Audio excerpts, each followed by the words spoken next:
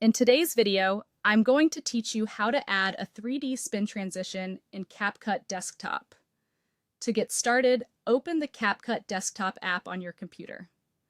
Once the program loads, either create a new project or open an existing one, depending on where you are in your editing process. If you're starting fresh, just make sure your media is ready to use so you can move smoothly through the setup. Next, add 2 or more video clips to the timeline.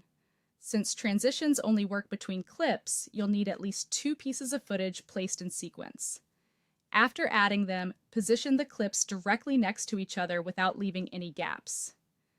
This part is important because if there's empty space between the clips, the transition may not apply correctly or it may not look the way you expect.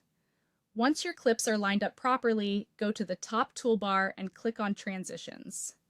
This will open the transition library, where CapCut stores all of its built-in transition effects. To find the specific effect quickly, click the search box and type 3D spin. Then give it a moment and wait for the search results to appear. From the results, locate the 3D rotation transition. Depending on your version of CapCut, the naming may look slightly different from the search term, but 3D rotation is the one you want.